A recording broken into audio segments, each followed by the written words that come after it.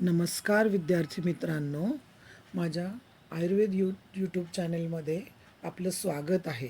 आज आपण पाहणार आहोत की प्रथम वर्ष BMS पदार्थविज्ञान या विषयाचा पेपर व त्याचं सिलॅबस याविषयी माहिती पाहणार आहोत. मी डॉक्टर नंदा जठार याविषयी तुम्हाला माहिती देत आहे.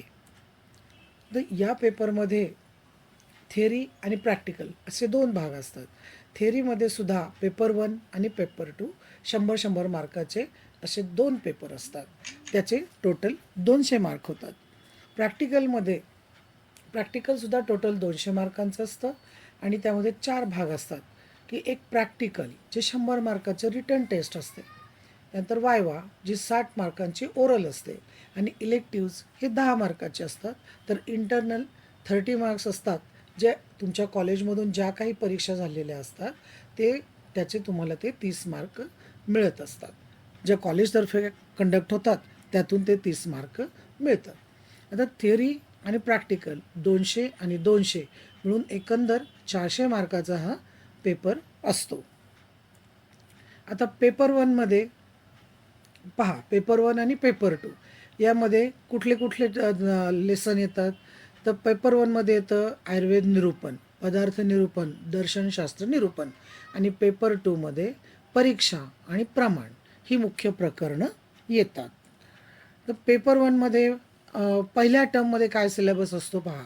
पहिल्या टर्ममध्ये पेपर 1चा सिलेबस असतो आयुर्वेदाविषयी माहिती, व्याख्या, वेगवेगळे सिद्धांत यांचे संक्षिप्त विवेचन आणि षड पदार्थांविषयी थोडक्यात विवेचन, दर्शनशास्त्र, त्यांचे सिद्धांत, प्रकार यांची माहिती. तर फर्स्ट टर्ममध्ये पेपर 2च्या सिलेबसमध्ये परीक्षा, त्यांचे प्रकार, महत्त्व, त्यांचे थोडक्यात विवेचन, प्रमाण, त्यांचे प्रकार, त्यांचे स्वरूप आणि त्याविषयी थोडक्यात विवेचन आणि ग्रंथांविषयी माहिती, हा सर्व पोर्शन पेपर 1 आणि पेपर 2चा मिळून पहिल्या टर्मचा असतो. आता दुसऱ्या टर्ममध्ये काय असतं पहा. दुसऱ्या टर्ममध्ये पेपर 1मध्ये द्रव्याविषयी सविस्तर विवेचन असतं की द्रव्याची पूर्ण माहिती यात सविस्तरपणे अगदी डिटेलिंगमध्ये असते.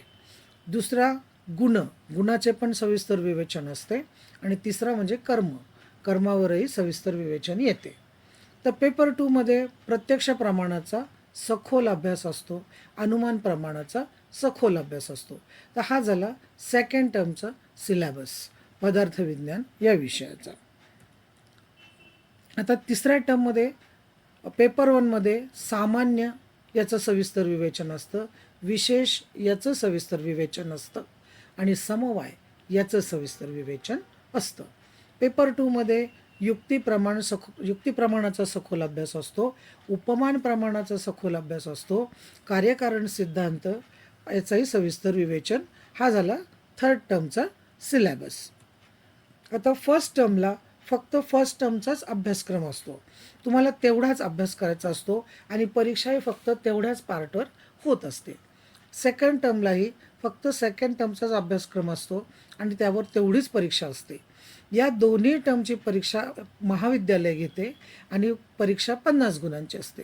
थर्ड टर्मला मात्र तिन्ही टर्मचा संपूर्ण अभ्यासक्रम असतो व ही परीक्षा विद्यापीठ घेते आणि ही परीक्षा 100 गुणांची असते. आता पेपर 1मध्ये एक्झाम पॅटर्न कसा असतो पहा की पेपर 1मध्ये फर्स्ट पिरियडिक टेस्ट 15 मार्काची, सेम पेपर 2मध्ये फर्स्ट पिरियडिक टेस्ट 15 मार्काची, सेकंड पिरियडिक टेस्ट 15 मार्काची, इकडेही सेकंड पिरियडिक टेस्ट 15 मार्काची, थर्ड पिरियडिक टेस्ट 15 मार्काची, थर्ड पिरियडिक टेस्ट 15 मार्काची, अशा 3 पिरियडिक होतात एका टर्ममध्ये दोन्ही पेपरच्या. आणि एंड सेमिस्टर एक्झाम असते ती 100 मार्काची असते. इकडेही तसंच एंड सेमी एक्झाम जे कॉलेज घेतं ती 100 मार्काची आणि दर 2 महिन्यांनी एक पिरियडिक टेस्ट होत असते. आता पेपर एक्झाम पॅटर्नचा दुसऱ्या टर्ममध्ये पण हाच प्रकार असतो. सेकंड टर्ममध्ये पण सेमच पॅटर्न असतो की तिन्हीच्या पेपर 1च्या 3 पिरियडिक टेस्ट 15-15 मार्काच्या, पेपर 2च्या 3 पिरियडिक टेस्ट 15-15 मार्काच्या आणि एंड सेम 100-100 मार्काच्या. आता थर्ड टर्म पॅटर्नमध्ये काय असतं, सेम इथेही 3 टर्म पिरियडिक टेस्ट दोन्ही पेपरच्या असतात आणि एंड सेमिस्टर कॉलेज एखाद वेळी घेते किंवा एखाद वेळी घेते नाही, मग तुम्ही डायरेक्ट युनिव्हर्सिटीच्या परीक्षेला अपेअर होऊ शकता.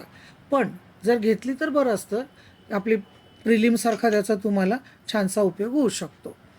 आता याच्या पुढच्या भागात असं होईल की फॉर्मॅट ऑफ पिरियडिक टेस्ट बघा की कसं असतं, की पिरियडिक टेस्ट या कशा स्वरूपात असतात, तर एक तर पोस्टर मेकिंग असू शकतं किंवा PPT प्रेझेंटेशन असू शकतं 15 मार्काचं, किंवा ग्रुप प्रेझेंटेशन असू शकतं 15 मार्काचं, किंवा वायवा घेऊ शकतात 15 मार्काची, किंवा रिटर्न MCQ असू शकतात एकूण 15 MCQ, किंवा SAQ विचारू शकतात 2-3, किंवा फील्ड व्हिजिट असते किंवा फील्ड सर्वे.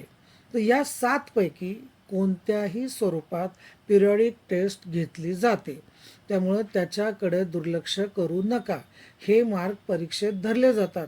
विशेषतः फील्ड सर्वे आणि फील्ड व्हिजिटचा कंटाळा करू नका. ग्रुप रिप्रेझेंटेशनमध्ये सुद्धा तुम्हाला हे 15 मार्क हातचे असतात. PPT, पोस्टर मेकिंग याच्याकडे सुद्धा दुर्लक्ष करू नका. Each periodic test can be conducted in any one format of above mention. हे तुम्हाला मी आत्ता सांगितलंच की या 5-7 पैकी कोणत्याही प्रकारात पिरियडिक टेस्ट ही घेतली जाते. आता exam pattern for first term, second term, third term आणि एंड सेम आणि युनिव्हर्सिटी प्रॅक्टिकल एक्झाम. आता पेपर 1ची पण 100 मार्काची असते, पेपर 2ची पण 100 मार्काची. त्याचे टोटल 200 मार्क्स असतात. 3 एंड सेम एक्झाम्स आणि युनिव्हर्सिटीची प्रॅक्टिकल एक्झाम यामध्ये सुद्धा थेअरीप्रमाणे 100-100 मार्काच्या पेपर 1, पेपर 2च्या अशा 2 परीक्षा असतात आणि ते टोटल 200 मार्काचे असतात. आता त्याचं स्प्लिटिंग कसं असतं पहा, की प्रॅक्टिकल एक्झाम ही 100 मार्काची असते जी रिटर्न फॉर्ममध्ये असते.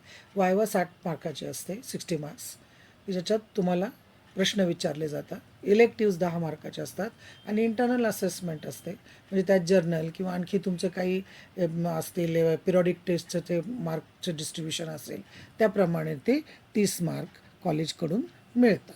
आता स्पॉटिंग प्रॅक्टिकल एक्झामचं पण त्याचं व्हेरिएशन पहा, की 100 मार्काची जी परीक्षा असते त्याच्यात स्पॉटिंग असतं, 20 मार्काची स्पॉटिंग असते. तर त्या स्पॉटिंगमध्ये 4x5 म्हणजे 5 मार्काचं एक स्पॉटिंग असतं, असे 4 स्पॉटिंग असतात जे तुम्हाला त्याची माहिती लिहायची असते. त्यानंतर दुसरं जर्नल आणि ॲक्टिव्हिटी किंवा बुक किंवा प्रोजेक्ट जे काय असेल तुमचं त्याला 20 मार्क्स असतात. आणि प्रॅक्टिकल 1मध्ये प्रॉब्लेम बेस्ड क्वेश्चन असतात 30 मार्काचे. पुन्हा प्रॅक्टिकल 2मध्ये सुद्धा प्रॉब्लेम बेस्ड क्वेश्चन असतात 30 मार्काचे. तर हे जे 100 मार्काचं विवरण आहे हे तुमच्या लक्षात आलं असेल, की स्पॉटिंग, जर्नल किंवा ॲक्टिव्हिटी किंवा बुक किंवा project, practical 1 problem based question आणि प्रॅक्टिकल 2 प्रॉब्लेम बेस्ड क्वेश्चन, हे असं असतं. आता पुन्हा वायवाचे जे 60 मार्क्स असतात, 60 मार्क्स असतात जे वायवाचे, ते पुढीलप्रमाणे डिवाईड केलेले असतात, की 10 मार्कात तुम्हाला श्लोक म्हणून दाखवायचे असतात. त्यानंतर दर्शनशास्त्रावर 10 मार्काचं विचारलं जातं. द्रव्य गुणकर्मावर 10 मार्काचे प्रश्न असतात. सामान्य, समवाय, विशेष, अभाव याच्यावर 10 मार्काचे प्रश्न असतात.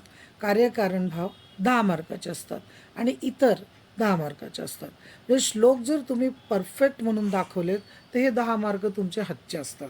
त्यामुळे तिथे तुम्ही विशेष काळजी घ्यायला हवी. आणि आता हे 10-10 मार्कांचं जे मी सांगितलं आहे, की असं अगदी ॲक्युरेट कुणी घेत नाही, पण जनरली असं घ्यावं असं आपल्या सिलेबसमध्ये आहे.